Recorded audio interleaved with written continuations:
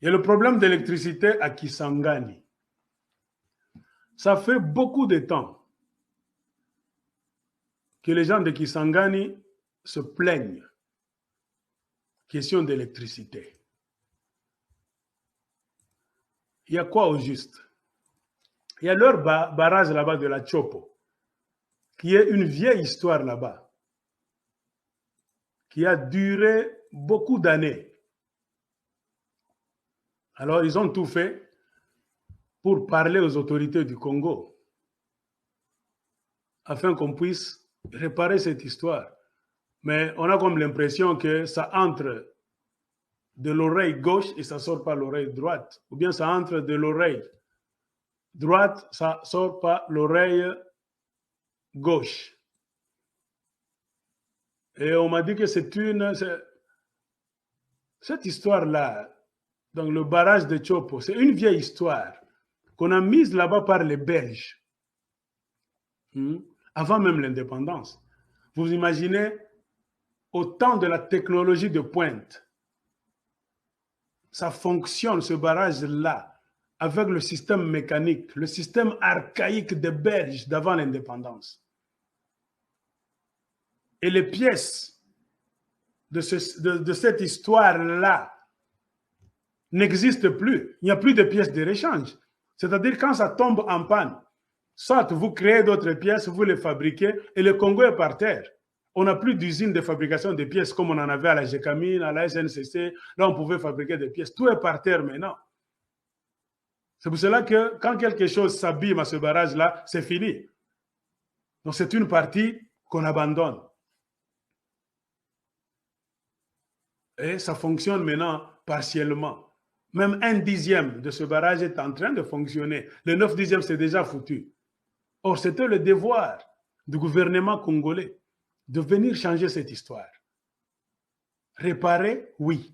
Mais comme c'est tellement archaïque, dans un Congo de milliardaires qui volent seulement, dans un Congo là où tout le monde vient se servir pour aller construire leur pays à l'extérieur, mais nous avons des dirigeants, des députés qui nous disent qu'ils sont en train de faire quelque chose sur le terrain, mais ils ne foutent absolument rien.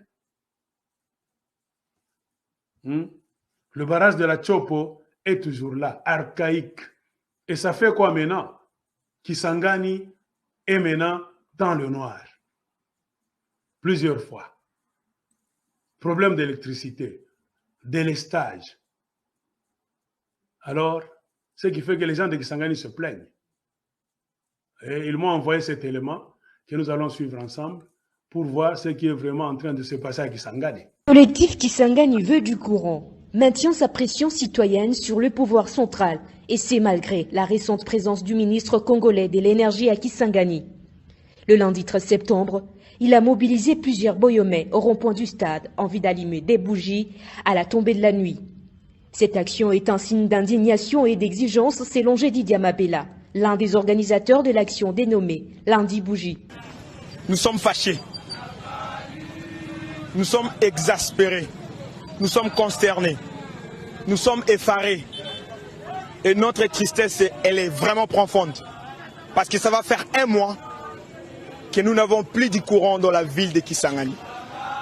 C'est comme ça que nous sommes venus ici pour protester contre l'obscurité, pour protester contre toutes les conséquences fâcheuses qui découlent de la pénurie du courant de la ville et exiger du président de la République, Félix Tshisekedi Tshilombo, qui a promis, non seulement qu'il a promis, mais qui a inscrit dans son programme de 100 jours la réhabilitation de notre centrale hydroélectrique, mais aussi au chef du gouvernement Sama Lukonde, qui a qualifié son gouvernement un gouvernement de warriors, de tourner les yeux vers Kisangani afin de procéder à la rénovation urgente de notre barrage, de notre centrale hydroélectrique. Voilà la raison de notre présence.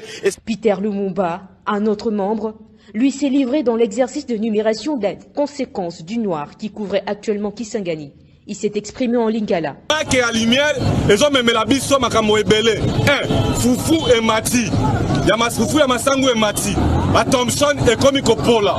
basoso ezopola insécurité ekoti na mboka mpona kozanga courant yango omoni soki bandeko bakongole baye kosangana boye baboyome baye kosangana boye ezali mpona kolakisa kanda na bango ke gouvernement azo respecte baobligation na ye te ya kopesa biso courant oyo ezali droit na biso eza protégé na constitution yango wana bomoni toye boye tozali bana ya mboka toyei tosangana biso nyonso makambo ya courant ekoni mutu te biso nyonso toza awa chaque lundi tozala lundi bougie na biso tolembi makambo ya baréparation ya barrage na biso ya Chopo tokomi na posta basala rénovation ya courant ya barrage na biso ya Chopo. Une femme des Mangobo, également indignée par l'absence du courant dans la ville, a, avec sa bougie à la main, présenté son ras-le-bol.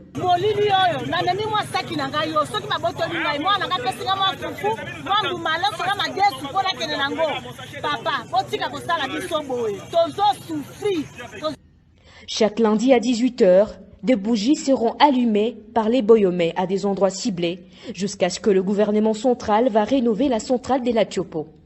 Le message d'indignation seront aussi donnés à travers des pièces de théâtre. Président de la République, c'est Kisangani Oyo et la troisième ville ya mboka Oyo. Troisième ville ya mboka et cause de la beauté, plus de 1 mois pour la exate, président de la République a donné le côté, gouvernement a donné le côté. Au moment où le ministre a sali moins de 2 heures.